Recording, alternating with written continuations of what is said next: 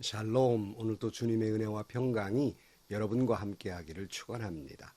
오직 주님과 동행하시고 오직 하나님의 말씀 가운데 살고 성령이 이끄시는 대로 살아가는 복된 하루가 되시기를 주님의 이름으로 간절히 축원합니다. 오늘 아침 하나님께서 우리에게 허락해 주신 말씀은 창세기 8장 13절에서 22절 말씀입니다. 노아가 601살 되는 해 첫째 달 곧 그 달 초 하룻날 땅 위에서 물이 다 말랐다. 노아가 방주 뚜껑을 열고 바깥을 내다보니 땅바닥이 말라 있었다. 둘째 달 곧 그 달 21의 날에 땅이 다 말랐다. 하나님이 노아에게 말씀하셨다. 너는 아내와 아들들과 며느리들을 데리고 방주에서 나가거라. 내가 데리고 있는 살과 피를 지닌 모든 생물들 곧 새와 집짐승과 땅 위에서 기어다니는 모든 길짐승을 데리고 나가거라. 그래서 그것들이 땅에서 생육하고 땅에서 번성하게 하여라. 노아는 아들들과 아내와 며느리들을 데리고 나왔다. 모든 짐승, 모든 길짐승, 모든 새, 땅 위를 기어다니는 모든 것도 그 종류대로 방주에서 바깥으로 나왔다. 노아는 주님 앞에 제단을 쌓고 모든 정결한 집짐승과 정결한 새들 가운데에서 제물을 골라서 제단 위에 번제물로 바쳤다. 주님께서 그 향기를 맡으시고서 마음속으로 다짐하셨다. 다시는 사람이 악하다고 하여서 땅을 저주하지는 않겠다. 사람은 어릴 때부터 그 마음의 생각이 악하기 마련이다. 다시는 이번에 한 것 같이 모든 생물을 없애지는 않겠다. 땅에 있는 한 뿌리는 때와 거두는 때에 추위와 더위, 여름과 겨울, 낮과 밤이 그치지 아니할 것이다. 아멘. 하나님이 땅의 죄악에 관영하자 물로 심판하시게 됩니다. 이제 노아가 만든 방주는 정처 없이 이제 물 위를 떠다니다가 아라랏산에 걸려서 멈추게 됩니다. 그리고 물은 다 빠지게 됩니다. 오늘 13절 말씀, 노아가 601살 되는 해 첫째 달 곧 그 달 초 하룻날 땅 위에서 물이 다 말랐다. 노아가 방주 뚜껑을 열고 바깥을 내다보니 땅바닥이 말라 있었다. 그랬어요. 홍수가 된 지 1년 10일째 되는 날입니다. 땅이 다 말랐습니다. 이때 하나님의 음성이 들립니다. 15절. 하나님이 노아에게 말씀하셨다. 너는 아내와 아들들과 며느리들을 데리고 방주에서 나가거라. 내가 데리고 있는 살과 피를 지닌 모든 생물들 곧 새와 집짐승과 땅 위에서 기어다니는 모든 길짐승을 데리고 나가거라. 그래서 그것들이 땅에서 생육하고 땅에서 번성하게 하여라. 그랬어요. 노아는 자신의 판단으로 땅이 다 말랐지만 자기의 생각대로 바로 밖으로 나가지 아니합니다. 그는 하나님이 말씀하실 때까지 기다리고 있었습니다. 이 기다림, 이것이 신앙입니다. 내 마음대로 하고 싶지만, 내 판단대로 하고 싶지만 하나님이 말씀하실 때까지 기다리는 겁니다. 내가 행동하고 싶었지만 하나님이 하라 하실 때까지 기다리는 것, 이것이 바로 신앙입니다. 노아는 나름대로 방주의 뚜껑을 열어보았습니다. 까마귀도 내보내보았습니다. 비둘기도 내보내보았습니다. 밖을 내다봅니다. 다 말랐어요. 그러나 그는 자기 마음대로 나가지 않습니다. 자기 마음대로 행동하고 자기 마음대로 생각하고 자기 마음대로 결단하지 않습니다. 오직 하나님이 하라 하실 때까지 기다리는 것, 내 생각에는, 내 경험에는, 내 판단에는, 내 의견에는 이렇게 생각하고 멋대로 행동하지 아니하고 하나님이 뭐라고 말씀하시는가, 하나님이 허락하실 때까지 그는 행동하지 않습니다. 그리고 하나님이 말씀하실 때 비로소 순종하는 것, 이것이 바로 신앙입니다. 그런 자에게 하나님은 은혜와 축복을 주실 것입니다. 여러분, 때로는 내가 판단하기도 하고 이성이 있으니까 결단도 해봅니다. 그러나 항상 대원칙은 아무리 내 판단에, 내 생각에, 내 가치관에 옳다 하더라도 하나님이 뭐라고 말씀하시는가? 하나님이 말씀하실 때까지 기다리고 하나님이 말씀하실 때 비로소 행동하는, 순종하는, 그리하여 열매가 있고 축복받는 여러분들이 되시기를 주님의 이름으로 간절히 축원합니다. 자, 세상을 물로 심판하신 후에 하나님께서 창조하실 때 이 땅을 축복했던 말씀을 그대로 다시 합니다. 그게 뭐예요? 생육하고 번성하라 하는 말씀이에요. 여러 번 말씀드렸습니다. 하나님의 심판에는 그대로의 인류의 멸망을 뜻하고 있는 것이 아니고 하나님께서 다시 시작하는, 컴퓨터를 리셋하는 것처럼 다시 새롭게 시작하는 의미가 있는 거예요. 그러므로 다시 생육하고 번성하라 축복하고 있습니다. 여러분 잊지 말아야 될 것은 여러분 심판은 영원하지 않습니다. 어느 1년 10개월, 10일이죠. 이 날이 지나면 심판은 끝나요. 심판은 영원하지 않습니다. 그러나 하나님이 약속하신 축복은 계속됩니다. 여러분 이 말씀을 믿으시기를 축복해요. 심판은 길지 않습니다. 축복은 영원합니다. 오늘 18절 말씀. 노아는 아들들과 아내와 며느리를 데리고 나왔다. 모든 짐승, 모든 길짐승, 모든 새, 땅 위를 기어다니는 모든 것도 그 종류대로 방주에서 바깥으로 나왔다. 그랬어요. 드디어 1년 10일 만에 이제 노아나 그 가족들, 모든 짐승들이 밖으로 나오게 됐지요. 여러분, 그들이 밖에 나왔을 때 상상이 되십니까? 그야말로 황폐한 그 모습 자체였을 것입니다. 여러분, 홍수가 지나간 그 땅을 한번 생각해 보세요. 그야말로 절망 그 자체였을 것입니다. 폐허 그 자체였을 것입니다. 이런 말 있죠. 불나면 건질 가루도 있지만 홍수 나면 건질 게 없다. 그런 말이 있어요. 아무것도 건질 게 없는 거예요. 그것도 여러분 40일 동안 비가 왔지만 물에 찼던 것은 무려 1년이 넘도록 물에 세상에 가득 찼으니까 그 땅이 어떻게 되었겠습니까? 이런 절망적 상황 속에서 노아가 세상 밖으로 나와 첫 번째 한 행동이 무엇입니까? 20절 노아는 주님 앞에 제단을 쌓고 모든 정결한 집짐승과 정결한 새들 가운데에서 제물을 골라서 제단 위에 번제물로 바쳤다.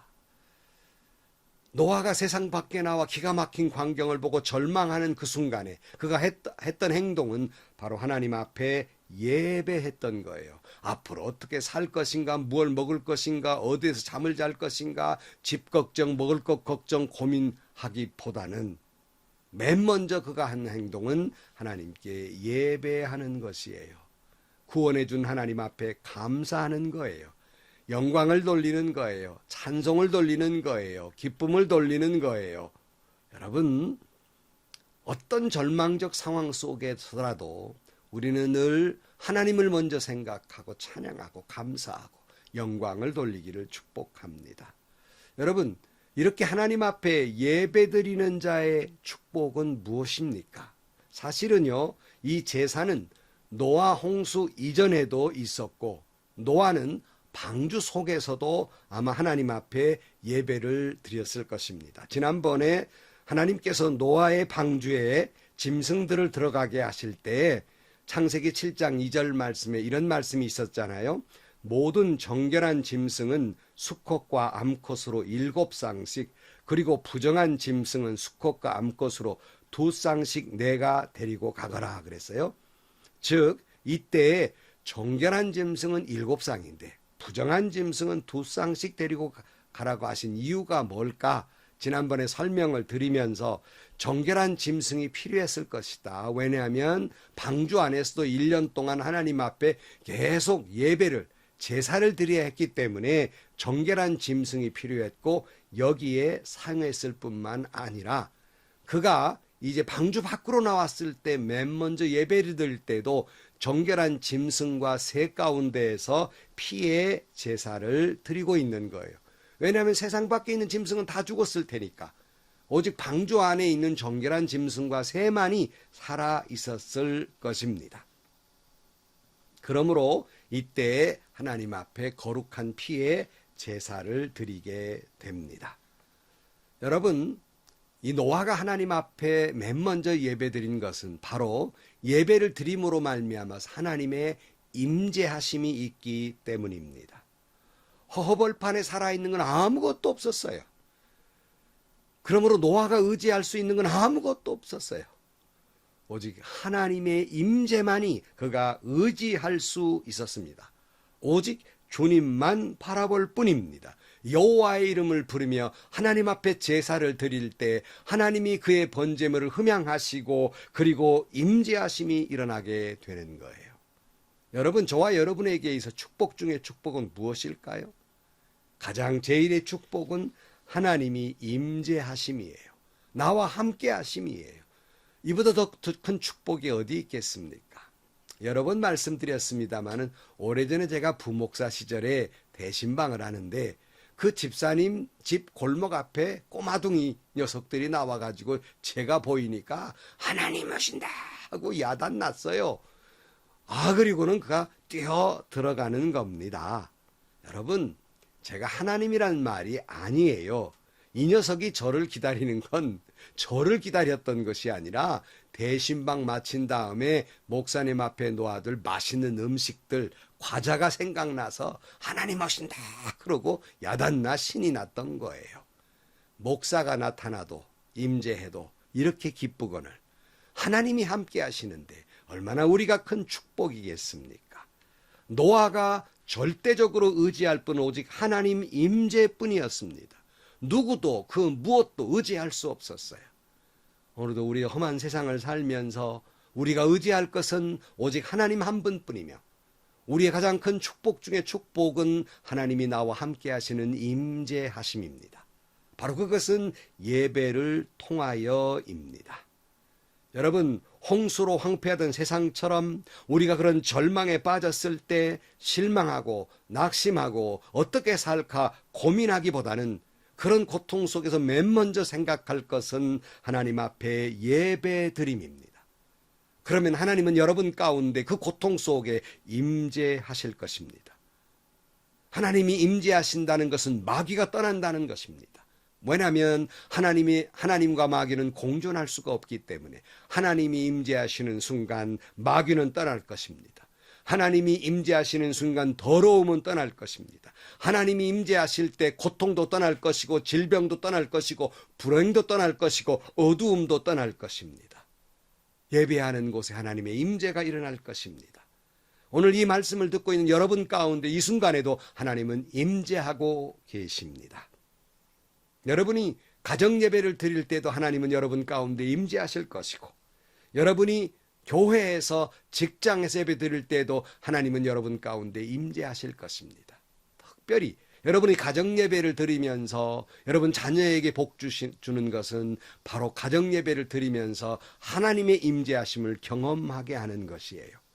어린아이 때부터 주님 앞에 예배함으로 하나님의 임재하심을 경험하게 하는 것이 여러분이 자녀에게 물려줄 축복 가운데 최고의 축복입니다. 그 자녀는 그 예배를 잊지 않을 것이고 그 자녀는 예배를 드릴 것이며 그 자녀는 결코 망하지 아니할 것입니다. 그 자녀는 결코 패하지 않을 것입니다. 그 자녀는 결코 넘어지지 아니할 것입니다. 승리할 것입니다. 왜냐하면 예배드리는 자 안에 하나님이 임재하실 것이기 때문입니다. 노아의 일평생의 삶은 주님 앞에 예배하는 삶이고 하나님께 자신을 드리는 삶입니다. 저와 여러분도 일평생 주님 앞에 예배하는 삶, 나를 하나님께 드리는 삶을 살게 되기를 축복합니다. 오늘 21절, 주님께서 그 향기를 맡으시고 마음속으로 다짐하셨다. 다시는 사람이 악하다고 하여서 땅을 저주하지는 않겠다. 사람은 어릴 때부터 그 마음의 생각이 악하기 마련이다. 다시는 이번에 한 것 같이 모든 생물을 없애지는 않겠다. 여러분, 예배드리는 자에게 하나님은 반드시 응답하십니다. 노아의 그 예배의 제사의 하나님의 응답입니다. 하나님은 그래서 예배하는 자를 찾으세요. 신령과 진정으로 하나님께 예배하는 자를 찾으세요. 왜냐하면 복 주시기 위해서 그렇습니다. 응답해 주시기 위해서 예배자를 찾으시는 거예요. 여러분, 그러므로 우리는 내 시간 가운데에서 가장 소중한 시간을 하나님 앞에 예배 시간으로 드려야 하는 거예요. 사람들은 생각합니다. 바쁘면 예배 못 드릴 수도 있고, 남는 시간에 마치 먹다 남은 사과처럼 한 입 배무는 시간을 그렇게 하나님 앞에 예배 드리는 시간으로 드리는 것 옳지 않습니다. 여러분, 예배는 가장 최고의 시간, 가장 최우선의 시간으로 예배를 드려야 합니다. 바빠서 예배를 드리지 못한다는 건 마음이 없는 것이지 핑계일 따름입니다. 바쁘다는 사람들을 보면 볼 드라마 다 보고요, 할 연애 다 하고요, 골프 칠 것 다 치고요, 또 취미생활 할 거 다 하면서 예배 드릴 시간만 없어요. 바쁘다는 거예요. 피곤하다는 거예요.